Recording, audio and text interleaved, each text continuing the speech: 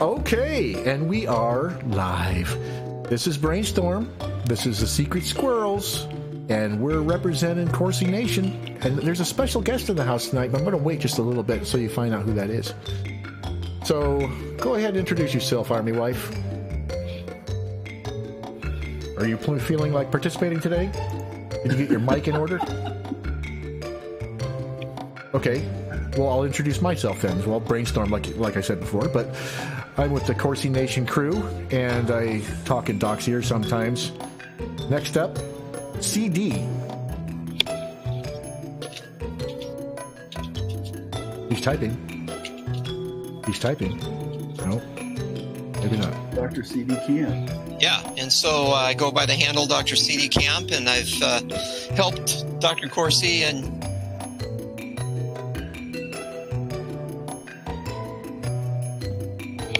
something's happening there. I think they got him. Look on your internet connections to see if there's FBI van on there. FBI surveillance, yes. Yes, okay. So, well, we can come back. Gold Standard, you want to say hello? Yes, hello everybody. Welcome to Secret Squirrels. I'm Gold Standard and live to you with Brainstorm and the crew. Jax. I'm Jax or Wild. I don't do anything special around here but cause trouble. And welcome to Secret Squirrels. She always says that. And we're going to have to figure out a way for her to tell the truth, because she's our webmaster, among other things. And now you know. She was just a big secret spy thing. That's what it is. She's trying to keep it secret. Maybe I shouldn't have said anything. Okay, so here's our special guest for this evening. So, Doc. Jerome Corsi. Can you hear me, Jerome Corsi? Is he coming through? Good. The Doc's in the house. I love being with you guys. It's terrific. This is great. Congratulations, Brainstorm, and everybody for putting this together. It's exciting. I can't tell you how exciting it is. And it's going to be fun to be part of it. I mean, Secret Squirrels has been one of my little names since the Rocky and Bullwinkle show. I looked it up the other day. I thought that there was actually another show called The Secret Squirrels. Did Rocky and Bullwinkle steal that from somebody else? No, I kind of made it up watching the show. I said Secret Squirrels from the time I was a kid, because the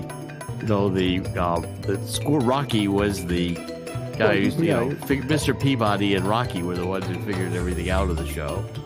Then they had the Russian spies, Natasha and Boris. Right. Of course, that comes back with all the Russia. So I love Secret Squirrels. I think it's terrific. Now we have John Adams. Say hey. Yeah, John Adams here, and I help out where I can at Corsi Nation, doing all sorts of postings and various other things as I'm called upon to do. And I'm here supporting Brain and everybody else. Yeah, and also I'm here to keep Brain from getting away with it. Man, I'll get away with it anyway. You're not going to stop me. Yeah, point counterpoint to Brain here. Spy versus spy. That's right. Okay. Hey, JR. Are you in the house? I'm in the house from the Peach State, Georgia. So you're going to tell us what the weather's like in Georgia again? I keep waiting to find out when the hurricanes are going to hit. We don't have any hurricanes right now, but it's warm. Like in the 90s. Yeah, the hurricanes are actually hitting Hawaii right now. There's another one lining up on Hawaii. Yes. Wow. Yeah, you guys got down in Florida, you got some kind of weird sea algae thing with bacteria killing fishes and stuff. Yeah, we have a red tide in southeastern Florida, down in the area of Fort Myers, Naples, Bonita Springs, Sanibel, Captiva. So basically, like if you have if you put your thumb out in front of you, and that's Florida.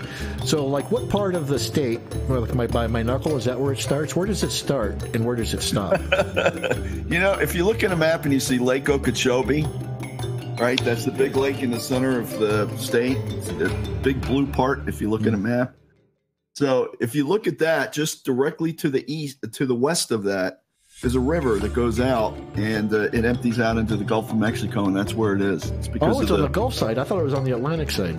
No, on the Atlantic side, they're having a Sargasso. What is it? The Gold Standard knows this one. What is it? Sargasso seaweed. Yep. Oh, the seaweed. The most amount of seaweed in decades, I've heard, and it's because of something being stirred up in the Caribbean. Leftovers, I think, from Irma last year. Wow. Somebody had said. But it might make my iodine pills cheaper. So, it'll make so it doesn't matter which cheaper. beach. It doesn't matter which beach you go to right now in Florida. It's really hitting the tourist industry hard. You can't find a nice, clean, clear beach to go to. So please remember in your prayers. I was told Panama City was pretty good. Yep, the Panhandle is great. Yes, I'm hearing that the beaches there are still great. So if you want to go, Panama City's probably your destination. Yep, any of the Panama, any of the Clearwater North, I think. Good. Yep, anything from the arm all the way over. So that would be Gulf Breeze, Panama City, Pensacola, any of those typical college hotspots during the spring break. Okay, so we're going to go ahead and turn over to the Corsi Nation website. Take a quick peek.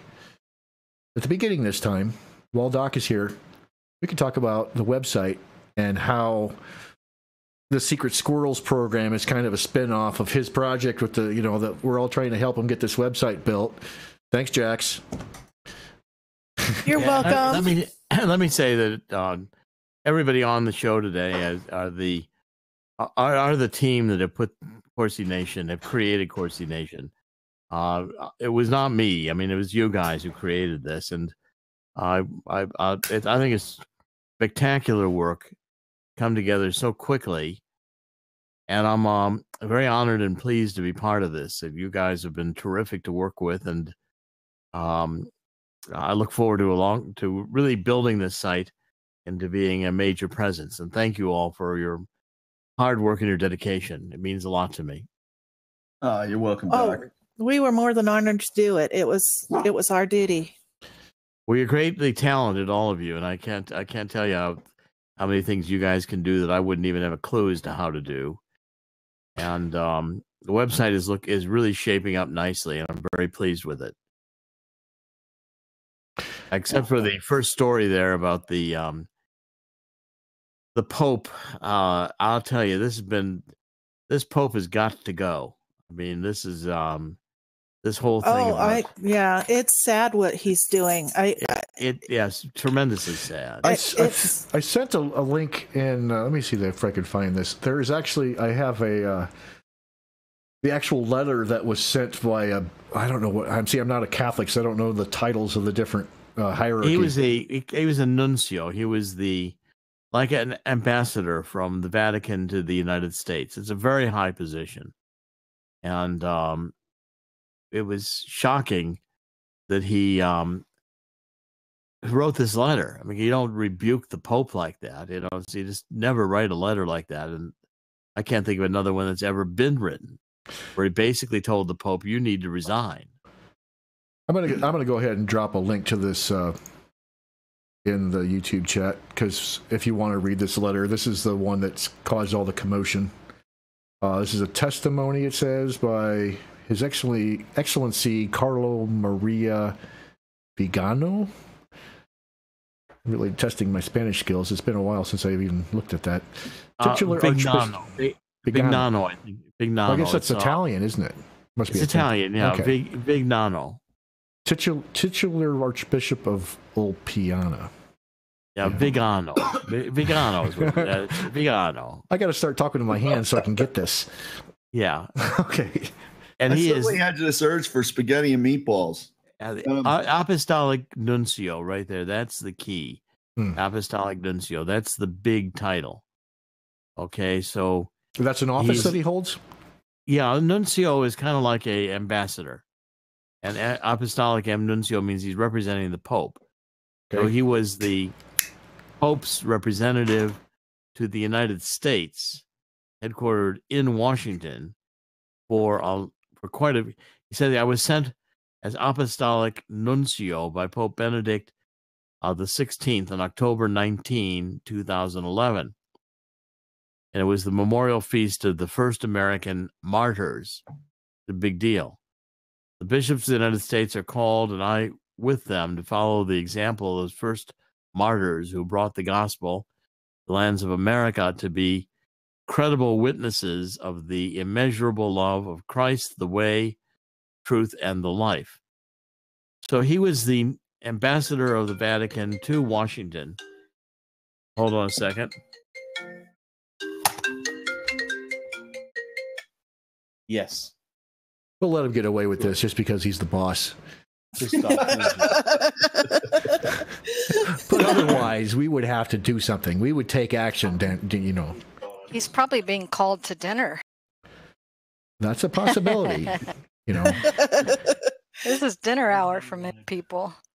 Well, this is interesting. I mean, we've talked about this Pope before, and I know that there's, you know, as Dr. Corsi was talking about today in the show, was talking about the fact that, you know, there's this outcry because he knew about this, you know, pedophilia action and things that were going on and didn't say anything about it. But we also know that there is a lot of prophetic messages that have come through various different people, places, and things that have talked about this being an extremely challenging time for the Catholic Church. And yeah, it's going to be. I'm very concerned that the church will be bankrupt, and that this is the third secret of Fatima, which is the destruction of the church from within. Right. And I have to. My boss just called on the phone, which is Monica, my wife. She's the boss. So our boss has a boss. I sure everybody's got a boss. Was she calling you to dinner? I'm being summoned. Okay. So, did you tell her that we want her on this show with us? I will. I will tell her that. She probably will love to come on the show. I will tell her. Well, anytime. Oh, good. She can be fiery. She is. Yeah. Oh, but that's what we liked. We like that. Italian, born in Argentina. She could pronounce these names for us. Oh, her first language is Spanish. Her second language is Italian. Her third language is English. So, I mean, she's, you know, she came to the United States 16 years old. So she, when I take her to Italy, I think she actually speaks Italian better than I do. I know she does. I speak it pretty well. I was taught as a child, but she's really got it down. And of course, her Spanish is tremendous. My Spanish is so. I get by with it. So all this stuff that's going on with the Catholic Church, and I keep thinking about Haiti and the Baptists that are down there. This is much bigger than just the Catholics. I mean, something's happening on a big scale for all churches, or anybody that's in the World Council of Churches, right? It is. I mean, there's a whole crisis worldwide going on, and spiritual advisors, and taking sexual advantages. But the Catholic Church with the priests, the problem is it's institutional. The Catholic Church developed an institutional bias for only bringing homosexuals into the priesthood. So the seminaries became dominated by homosexuality, and it became a institutional culture. That's what's so disturbing about this. Oh yeah. And so once you breach the first moral, then the next morals fall easier, probably. And like Malachi Martin, who is, I think, brilliant on this and was predicting all this going back into even the 1970s, was, a priest, and he would realize that the institutional corruption had extended to the top of the church, and that it was now entrenched within the ruling structure of the church. So they were going to all protect each other. They were going to try to cover all this up, but they weren't going to quit it. And that's what the scandal is. I mean, now that these, the Boston Globe did a big expose years ago, and we had any number of these lawsuits which have proved beyond a doubt that this was widespread and systematic. It's a disgrace to the Catholic Church. Well, it's from the way that I read this, it seemed like it more than the fact that improprieties were taking place in the church. The fact that he had informed his superiors and didn't do anything about it seems to be the bigger scandal. Well, and always the cover-up is like, they say worse than the crime. I mean, if the Pope could have argued, had he done something, that he was simply unaware of this. Today, that argument's out the window. He knew about it, and he didn't do anything.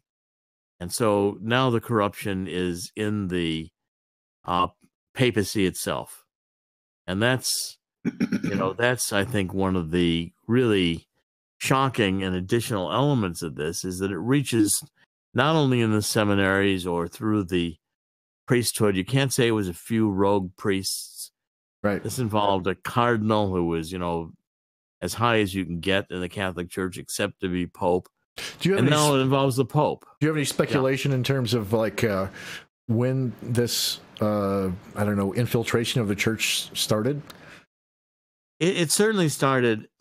It could have been ongoing for a long time. It could have begun centuries ago, for all I know. I mean, these revelations tend to date from the 50s, and the adults who have come forward and been on the record are about abuses that occurred when they were children in the 50s. So after the start of the CIA, because that was 1947. Yeah, after the start of the CIA, that's true. I mean, but the point is, there could have been abuses going on in the church much earlier. It's just that previous generations of Catholics didn't speak out. That's a possibility. I doubt if this was brand new in the 1950s, but I think it's really, but it kind of took off though, right? Good. 1950s on, it's been a predominant culture. That's the problem, is the homosexuality is now a predominant culture in the Catholic Church. And that's sad on so many levels, especially where they are the foundation of most religion on this earth, and they should be an example for everyone else. Well, it's, the going back to the foundation of the church, and Christ saying to Peter, upon this rock the church will be built. It doesn't mean that the church as a structure, as a human entity, would not collapse. I mean, this does not affect my belief in my Jesus Christ. It shouldn't affect anybody's belief. It's just it's sad because we look to these leaders as guidance and as role models, and it's hard, I think, for some people to sit there and say, how can we look up to you when you're allowing these atrocities to happen? And the thing is like Brainstorm was saying, this is not just exclusively in the Catholic Church. It's in all the churches, from one scale to another. And the tragedy there is that, especially, with politics, it's bad enough, but with religion, all the times people are turning to these particular authorities in moments of great crisis in their personal lives. Oh, exactly. Exactly. If they're being led astray when they're most vulnerable, they don't have any natural defenses from it, and this is what you've been taught to think. This is a trustworthy source. I can rely on their advice. I can look up to them. I can seek solace, in their relationship. And now that we lose that. And I think it's even in the mental health industry, though, too, it's something similar going on there. There's, with teachers in our educational system. Exactly. So all these institutions that we trust so much, the authorities that are supposed to be the good guys, and the cops and the FBI. So it's real widespread everywhere. It's the human condition. I think it's the time of the separation of the tares from the wheat. So we're seeing clearly what are the tares, what is the wheat, and we have a choice. So the context. What are we going to allow? So the context here, this alleged cover-up, if you go on the Spider site, this spidr.today, it's right now it's about the 5th story down, but earlier today it was number 1, and as they cover up, they find other stories to bury the interesting stuff. This is what happens. They have, what do we have now as the leading story? It's the Jacksonville shooting. So rather than have information that starts the conversation about the institutions and who can we trust. Well, we bury that story now, and now we're talking about mental health issues. That's well, it's also the Malachi Martin was brilliant in pointing out the Luciferian nature of all of this and the fundamental evil that is so corrupting. And we're facing now a period of time when all these institutions, we're seeing how deep the corruption is, and the Department of Justice or the IRS. Who expects the Justice Department to be so weaponized and so politicized? I mean, it's all. I mean, I do give them credit though, because they brought this in, that what they call the long, slow march through the institutions. That really was a long, slow march. When did this start back? The communists started back in the I don't even know when it was. It must have been when Russia was in its height or something, like even before the Cold War. They started this effort to try to get into all the institutions that we rely on, and it's corruption from within. Well, Stalin said that homosexuals needed to go into the seminary. It was one of his admonitions to undermining religion and undermining fundamental trust in these institutions of religion. I've really got to go. Boss has called. I have to stay. This is the conversation. I'm going to give you the one thing on the as you head out. I'm going to give you this little bit here. It's like, so while Dr. Corsi, he's a professional, okay?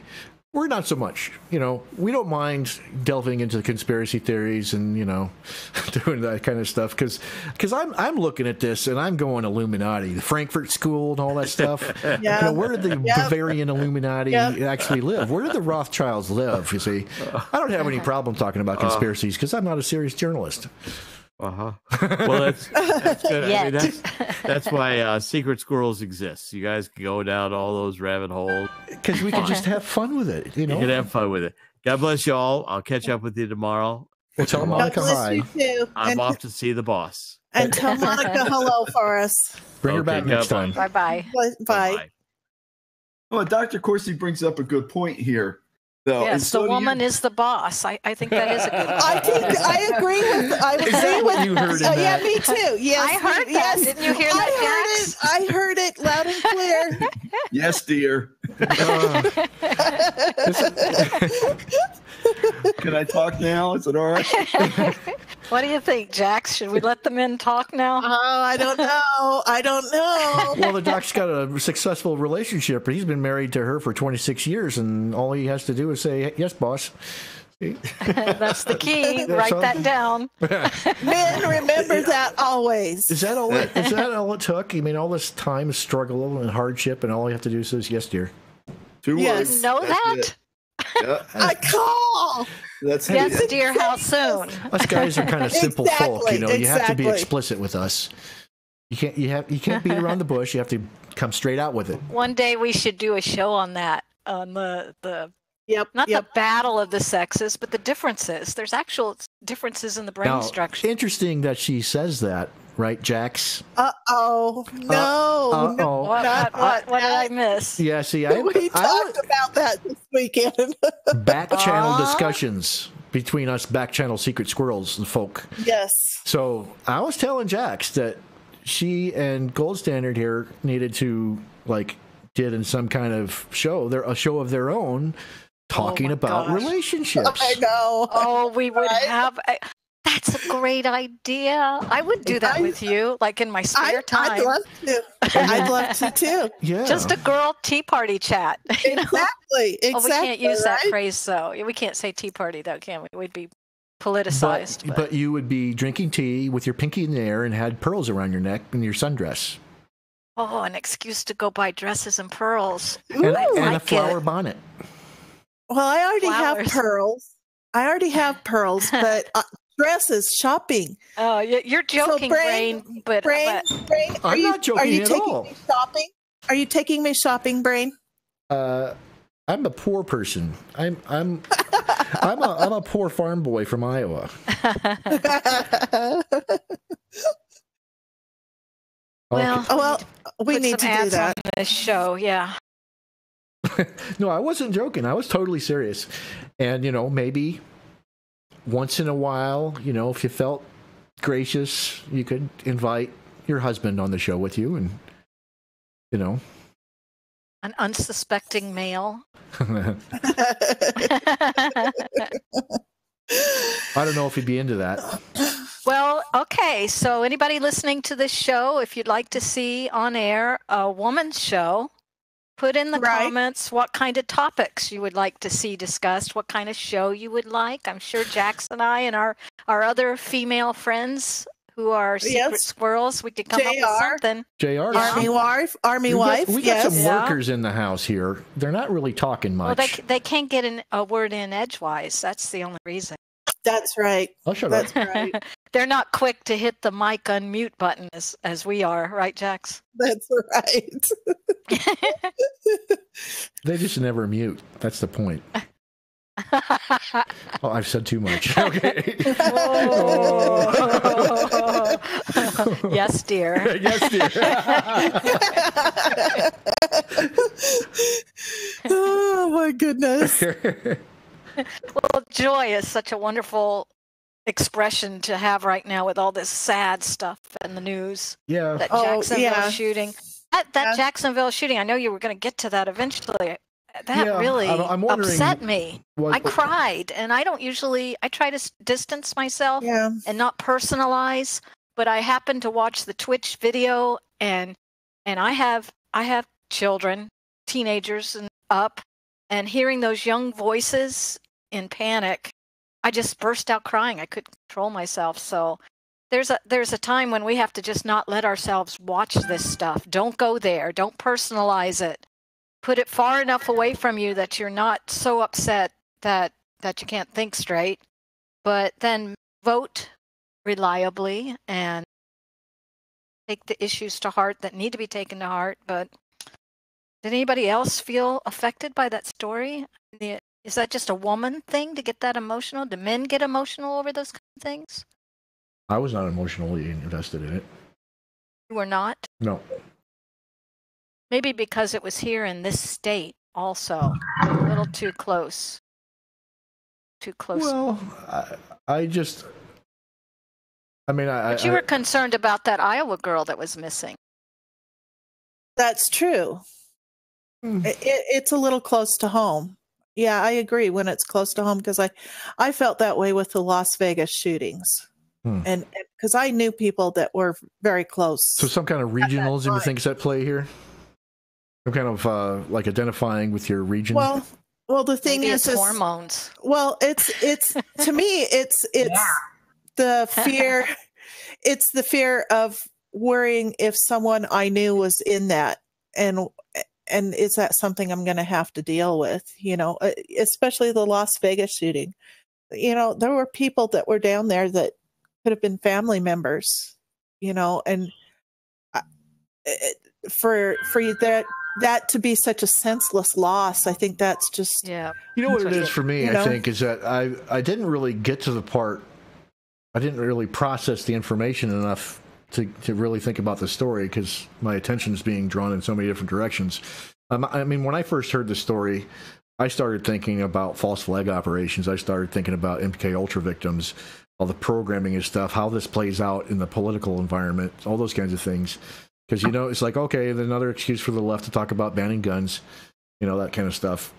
And, you know, which is what happened today. And if you look lower on Spider, there was a judge that also is agreeing with banning the documents for printing 3D guns. Yeah. I mean, it's just really. Yeah. So much of this, I mean, the left's reactions to things are so predictable that, I mean, I suppose we're predictable in our own ways too. But I thought they were going to ban football when I first heard it. They were going to want to ban football games. Football online, wasn't it an online football thing? I guess what I'm saying is I kind of, the immediate reaction that I had to it was looking at the strategic level of how it plays on this kind of global scale thing, rather than thinking about the event itself, and let alone, you know, the individual victims or their families. You know, that's, so I guess, I mean, that's how it affected me, how I just haven't really processed it because I'm mad at the CIA probably programmed this person to do it, and I get mad at that, I never got to this point where I was actually thinking about the victims. That's how I am with most of the stories. Yeah, I am too. Keep a point of distance and study it far enough away. This just hit me in a guarded moment for some reason. The other school shootings didn't affect me the way this one did. The thing that personalized it was hearing the children's or the young people's voices. Well, they're not just made it real. They're not just young children that go to those events. I mean, youth, college age. Well, there are some adults that do that. I think you have to be. You have to be a serious gamer, but there's no real age restriction to that. People that kind of were raised in a video game culture never really leave often. But it's probably a majority children. I don't know what age group. Does it say in here I was anywhere? thinking college. I was thinking college age, and usually college age. Which is young to me. How many hundreds of years ago was I that age? Yeah, but it's also the thought though that their life is just beginning. They haven't really had the chance to live and enjoy life. And I thought about their mothers. Yes. Oh yeah, yeah. Their mothers, the sense of loss, the worry, the everything. It's just a really. What did you say? I believe that the article that I was reading last night said the ages were from 12 to 35 years of age were in that competition. Wow.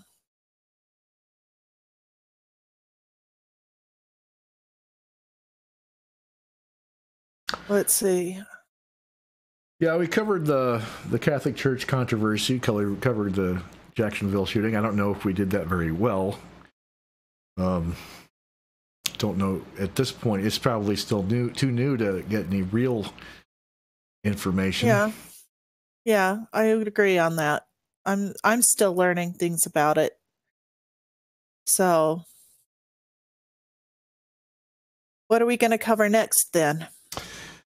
Well, I looked a little bit into this Myanmar thing. There's a UN report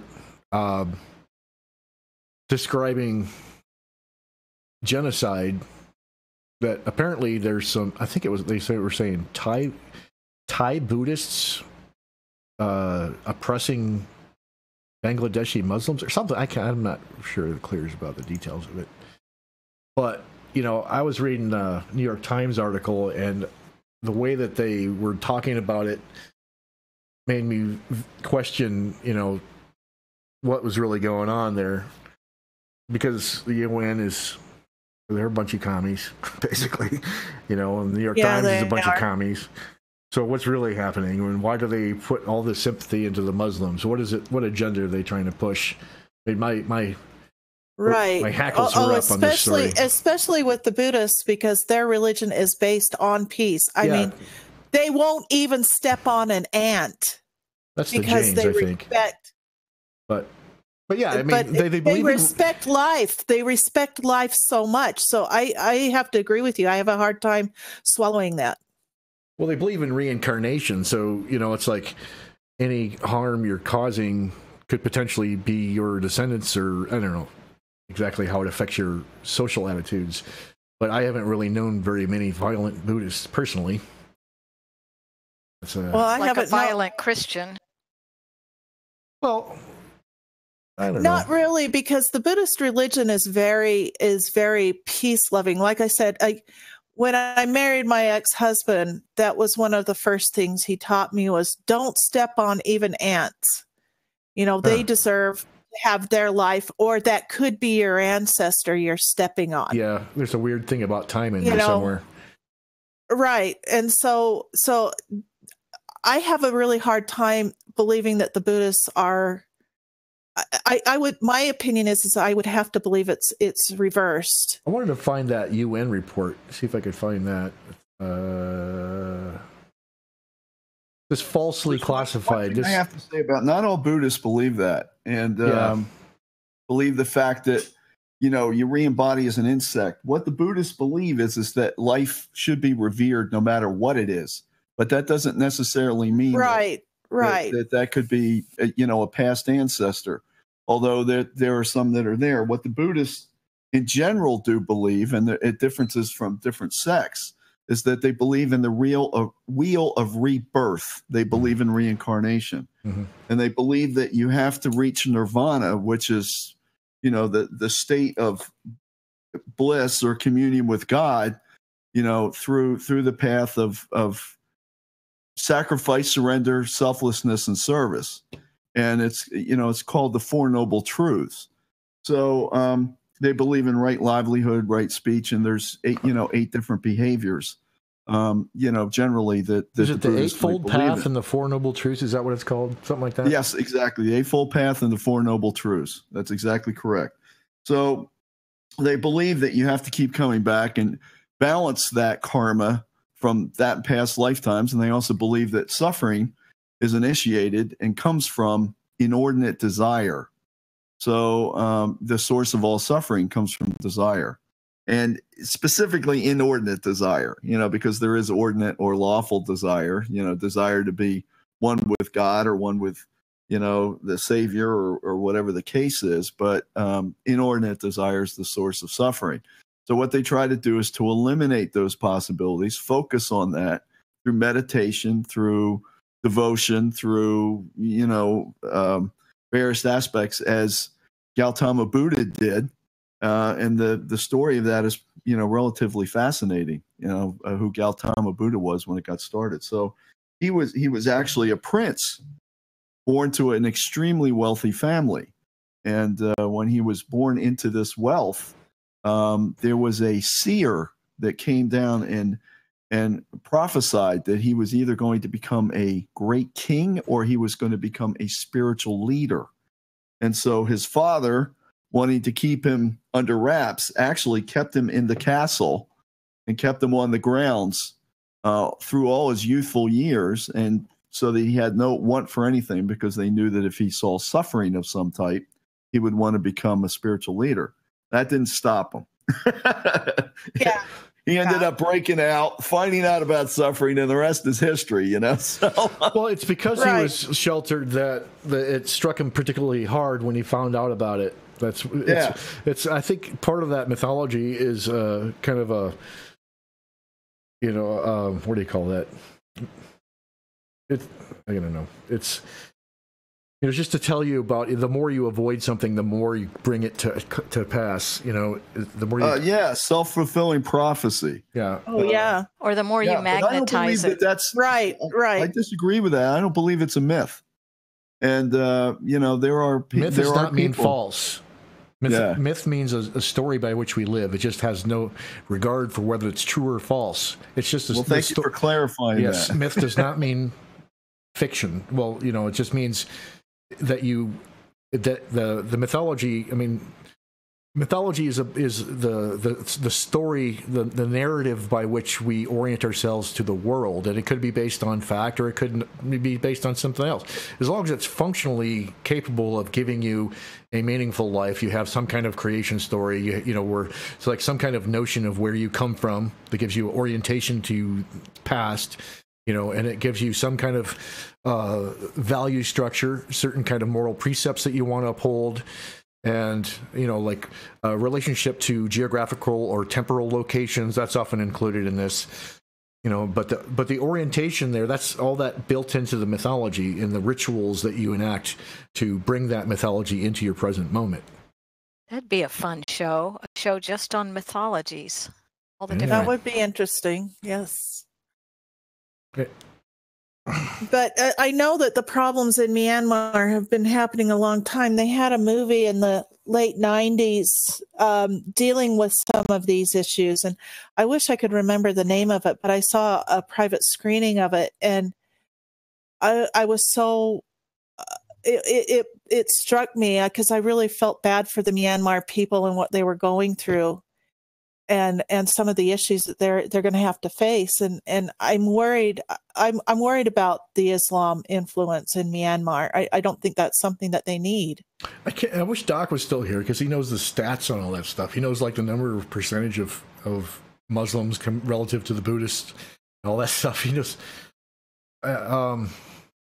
Actually, I think I have it here. Just give me a little second.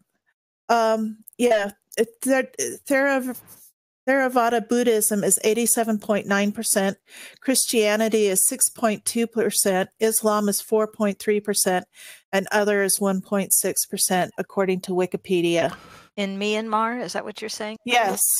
And I think the basic story is that the particular Muslims in that location got radicalized. So basically, what's the name of that? Yeah. No, I forget. It's having a gap in my brain. Wahhabism. That's what it is. Wahhabi is a certain type of. I can't remember Sunni, Shia. I should all these details. I think it's Sunni. I think so too. Sunni. I think it's a certain sect within Sunni, and but there's a specific teacher, or what Christians would call their theological perspective. That a certain way of interpreting Islamic, not only the scripture but also the traditions. Right. And that's another one of those words that I forget. Hadith or something like that. The hadith is the traditions. That sounds right, but I'm not sure. So, but it's the Wahhabism is what we generally think about when we're talking about radicalized Islam. It's this sort of everything is jihadi sort of mentality. Everything is holy war. So when they're talking about like down with America and all that, America's the devil, all that kind of stuff. That's the Wahhabi doctrine. Right. They're the dangerous ones that get into all this terrorism and stuff. So, because most Muslims are not that way, at least in my own experience. Most Muslims very peaceful, very respectful, very just like anybody else. And right. I mean, they have slightly different customs and stuff, but yeah, so what? That doesn't. I mean, definitely nothing bad. It's the Wahhabism in particular that's dangerous. Yeah, I'd have to agree with you on that. I don't know. My dealings with Islam has been mixed, and I've seen both sides, and that's what concerns me is that there is two sides, and I really wish that there wasn't. And a lot of it has to do with the way that their scriptures are worded and stuff like that. It's worrisome. Let's move on to this half-mast story about this. I don't know what this controversy is about. I don't know what the drama is exactly. That a lot of people, if you look at these stories on Spider, they're criticizing the president for, like one story was about him playing golfing only 17 hours after McCain's death. It's not like it's his family member or something. It's just some politician, right? And that's even treating it generously. Well, especially because John McCain treated him so poorly. What do they expect? I mean, why would he mourn? Right, exactly. I'm sorry. Well, I wish I'm not mourning. Yeah, I'm not either. But at the same time, I wish that God would have mercy on us all. But I also feel that He's going to need that. Yeah, especially after all of the crimes that he's committed over his lifetime. And how many people's deaths does he have on his hands? Exactly. Because of the things he's done. I don't know why we should mourn him. Yeah, Donald Trump is a master strategist, and it was no accident that they did that. There is a protocol for when a standing senator, I forget how many days the flags are supposed to be on government buildings at half-mast for a standing senator, a seated senator. But then there's other protocols involved if they've been out of office and things like that. There's very specific protocols for the. So what about if they've been guilty of treason? Exactly. So the point is what is he trying to do? He's trying to send a message, and the message was basically he's not who you think he is. And I believe, of course, they capitulated and they said, take it down for what, a half an hour or whatever it is, and watch what happens. Put it back up again. And then I believe that was the message. Now people are talking about it. Mm-hmm. So they're going to start questioning Trump and the fact that, he's an idiot or whatever the case was, and you have no idea. But I would not be surprised if he was involved in that decision and said, leave it up for a while just to see what will happen.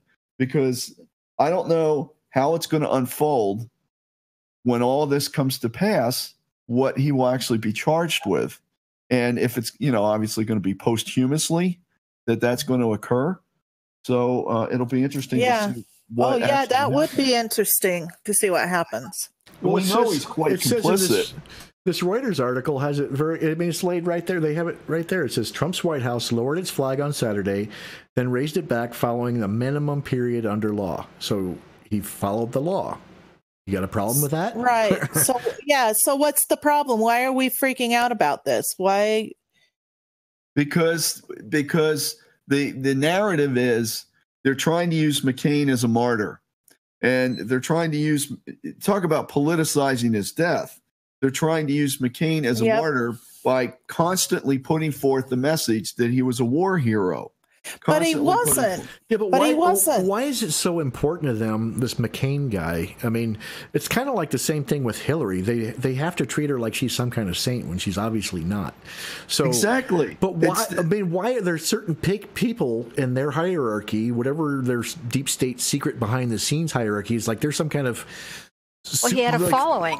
But they're they're venerating them like gods. That's my point. Well, there's something more than that. I'd have to agree with Brainstorm on that, because they've not done anything, especially John McCain. He has a record.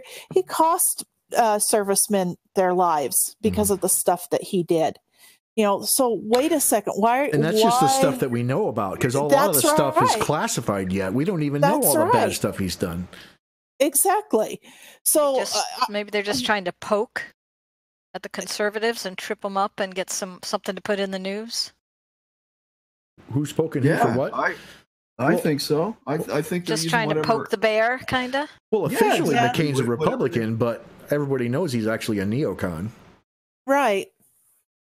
Again, they come back and they say, well, look what Trump did. He didn't honor McCain the way everybody else should be honoring, and he's a war hero, blah, blah, blah. There's your talking points. Now you see it on the news. Now you see it on the Sunday shows. Now you see it on this. Now you see it on that. You see it on the but you View. know that's not going to stand, because you know that the reaction, that there's too many patriots out there that know what's going on. They know that the information is going to leak. Yeah, but the problem is it doesn't matter. As long as the narrative stays in their court and they continue to slam this using whatever means they can. But it doesn't, because it pushes all of us to react. All the MAGA movement that makes us react even louder too, and we're going to put out more details, more persuasive ways of showing you what's really going on.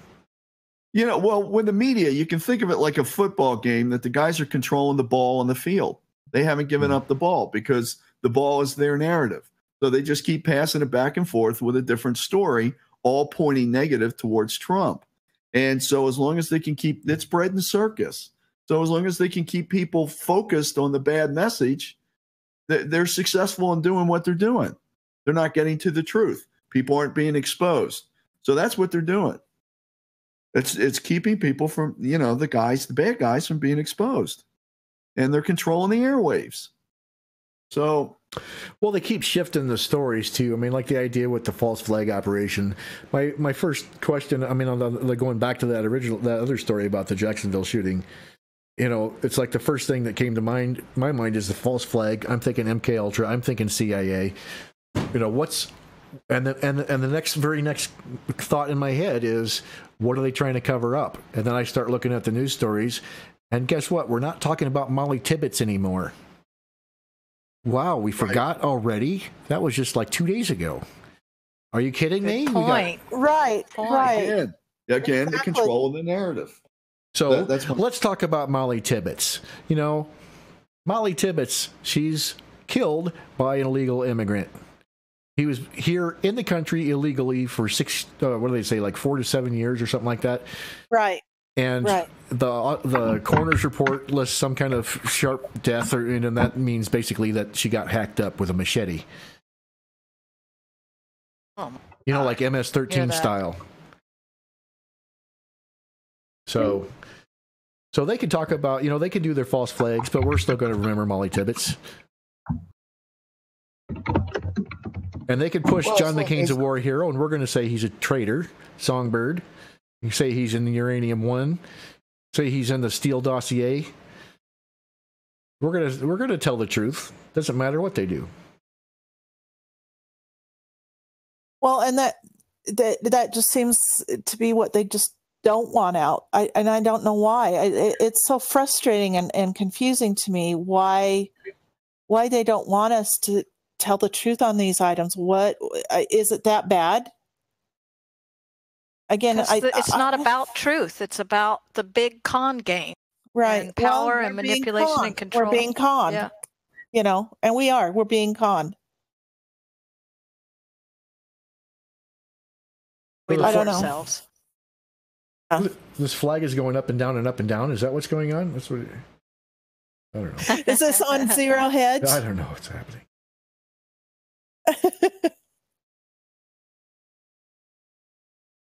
See, so Senators Ted Kennedy and Robert Byrd. That's very fitting that we would put McCain in with Ted Kennedy and Robert Byrd, isn't it?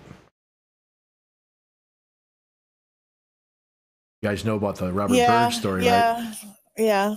It is fitting. It's interesting. And Ted Kennedy and that girl that was I just watched that movie the other day, you know. And I totally don't buy that movie. I don't buy that for a minute. Here's a secretary for Bobby Kennedy. She knows a lot about the Kennedy clan. She knows where they got their money. She knows about their connections. And she just happened to die because he was drunk driving. No, I don't buy it. I think something else happened. She was going to tell somebody something, and I think he killed her on purpose. So. I wonder if there was. Well, we talked about this over the weekend. I wondered if she was pregnant, but you didn't think so. You thought that they would just hide her, but I don't know. They had so many secrets and so many things going on. It just doesn't seem like that would be a bad enough secret to kill her over. But maybe at the time, maybe the 60s, that would have been a big enough deal. Right. Because that would have meant that he was cheating on his wife, and at that point in time. Oh, that was the cardinal sin back in that time. I mean, not so much anymore. I mean, thanks to Slick Willie, but you know. It's not like it's not like Bill's wife cared. She had her own girlfriends to deal with. Oh gosh. Okay, I didn't know who Slick Willie was, but I think I caught on.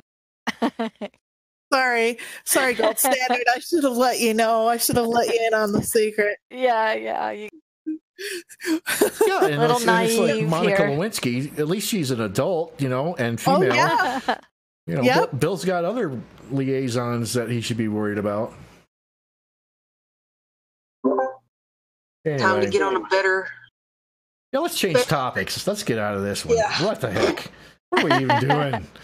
How can you guys let me go down this trail? Oh, you know. Okay. Well, we could be done, I suppose. If there's nothing else for us to talk about. You got the Musk Tesla deal. I don't know if that really matters. You guys think that matters?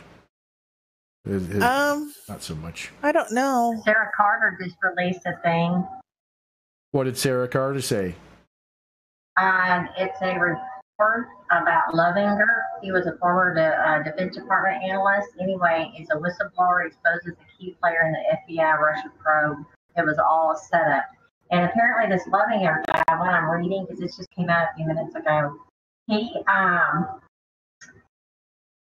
Pentagon had actually revoked his clearance back in 2017. So I don't know if they were trying to cover it all up. I'm still trying to read the entire thing. But the Pentagon had revoked his suspended his security clearance in 2017 when he exposed then through an integral review that Stephen Halford was the character professor had received roughly $1 million in taxpayer-funded money to write Defense Department for.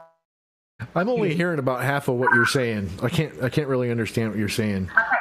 Army wife, could you paste it in text for us?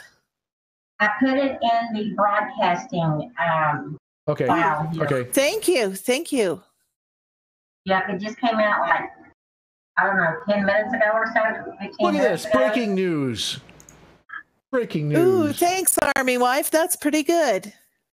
You posted it. Really? Sarah Carter says what? Whistleblower exposes key player in FBI Russia probe. It was all a setup.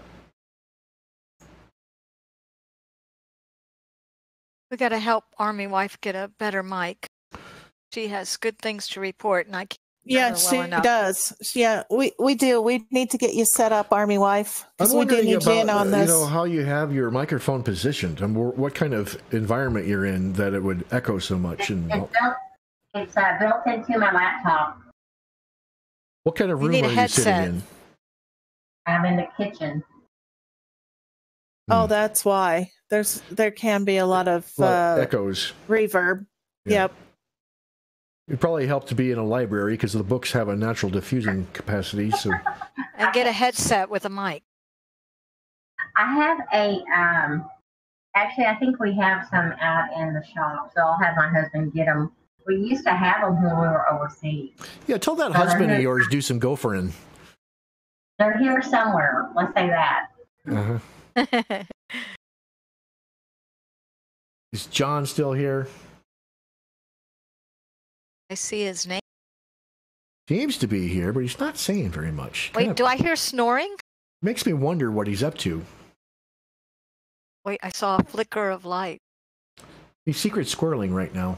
Don't disturb him. Are you guys talking about me? I thought we heard snoring. Oh, yeah. Okay. No, actually, I was checking the Corsi Nation Unlimited Research Library, aka the Internet, for some information related to some of the topics we were talking about here. So,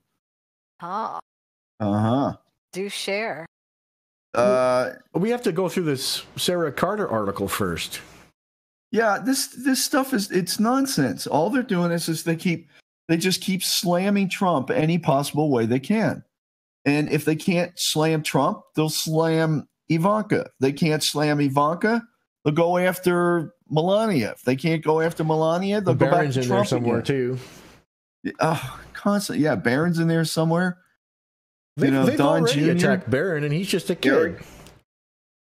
Good God. I mean, it doesn't end. Was it you, Brain, who said that hatred and anger interferes with clear thinking?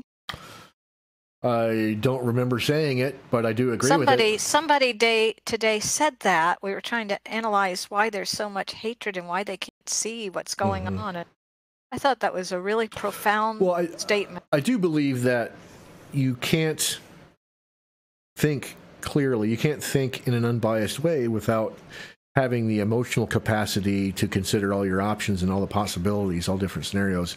You're not really capable of thinking rationally until you've cleaned out your emotional content. Come balanced yourself first. And so as long as they have us up in arms with each other and fighting over stupid little things, then we're not really thinking at the peak efficiency. We have to find our emotional health before we can really be at peak intellectual health. That makes sense. Sorry, I missed that. We were talking about you. Okay, so let's read through this real quick.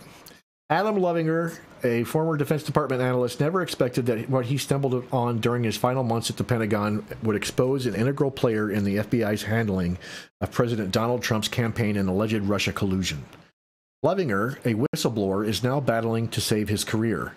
The Pentagon suspended his top secret security clearance May 1st of 2017 when he exposed through an internal review that Stephen Halper, who was then an emeritus Cambridge professor, emeritus, that's the word, had received roughly $1 million in taxpayer-funded money to write Defense Department foreign policy reports. His attorney, Sean Bigley, said, and before Lovinger's clearance was suspended, he had taken a detail to the National Security Council as Senior Director for Strategy. He was only there for 5 months before he was recalled to the Pentagon, stripped of his prestigious White House detail in order to perform bureaucratic make-work in a Pentagon annex Bigley calls the land of misfit toys. His security clearance was eventually revoked in March of 2018, despite Pentagon refusing to turn over a single page of its purported evidence of Lovinger's wrongdoing. Conservative watchdog group Judicial Watch recently filed a federal lawsuit against the Defense Department to obtain withheld records. They do a lot of that. Those Judicial Watch is doing a lot of those kind of FOIA requests and stuff. Lovinger also raised concerns about Halper's role in conducting what appeared to be diplomatic meetings with foreigners on behalf of the U.S. government because his role as contractor forbids him from doing so, according to U.S. federal law. An investigation by SarahCarter.com reveals that the documents and information Lovinger stumbled on and other documents obtained by this news site raise troubling questions about Halper, who is believed to have worked with the CIA and part of the matrix of players in the Bureau's Crossfire Hurricane investigation into Trump's 2016 presidential campaign. Read Spygate. Halper, who assisted in the FBI in the Russia investigation, appears to also have significant ties to the Russian government, as well as sources connected directly to President Vladimir Putin. Would you see this? Russia collusion? Halper. There you go. So is that what Mueller's finding out? That really was Russia collusion, but it didn't have anything to do with Donald Trump. It was actually the Stephen Halper. Am I alone? Did you guys leave me? No. We're awaiting more wisdom flowing. I was just reading. There's no wisdom. Just okay. That's why we're still waiting. Oh, she got me back. Look at that. Just kidding. It's a good thing I have my mic muted. You all just had me rolling today. She got me back. I should know better than mess with the best, huh, John? Absolutely. Yep. It's the gold standard. That's right. Mumbles real quietly. Yes, dear. Yes, dear. That's right. I know there is a time for everything and one time to be silent. Oh, boy. I tell you, these females. Speaking of that, where did Jax go? Where did she go? Jax! The dog's barking. Jax left us. She abandoned us. Here she is. Hey, no exiting without asking permission. Jax? I'm having problems with Discord. Problems with Discord. It keeps freezing on me. Discord's kind of glitchy at times. It does that. Of course, it might be the black hats. You never know. You don't know if it's glitchy or just, spooks and stuff. I think I've got it back for now. We'll keep our fingers crossed. So maybe it's mouses in your attic. Maybe you missed great opportunities to get in some timely commentary. I'm sorry, you'll have to play it back on the replay. She missed her chance. Too bad. Too bad. She'll never know. So were you harassing Brain again? No, not at all. She got me back. I'm licking my wounds here, and I'm glad you weren't here for that little portion because you would have chimed in there too, and you would have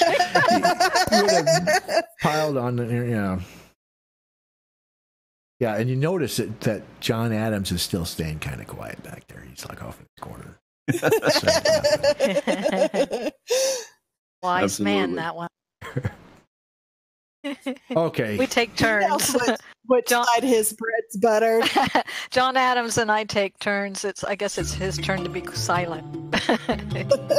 So I think we've done enough news for one day. We had Doc's show on. He got some news with that. We did a couple little bits here and there. Now we got the music playing. It's the sneaky business. Well, we want to thank everybody who watched today on our live stream. We really appreciate it. Wasn't it fun? We had a few viewers. Yes, we had a lot of viewers, and they were great. You guys were fabulous out there. And it was fun with Dr. Corsi, too. I can't believe Doc showed up for our show. You just never know when he's going to show up, so you guys got to keep watching. That's right. Look, I see Enigma. He recognized that from Doc's channel. That's right. So we want to thank you guys for joining us today because, you guys are what makes us keep on doing this fun stuff. Well, we just started, so, keep on we'd have to be pretty wimpy if we stopped already. Well, I know, but it's nice to see more people contributing. So she's trying to be all serious with you guys, and I'm just trying to do some banter.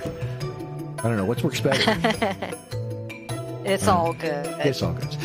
Secret Squirrels, we don't have any rules. We don't play by no rules. Okay, well. So this is Secret Squirrels representing Corsi Nation in the house. Everybody say bye. Goodbye. Bye. Goodbye.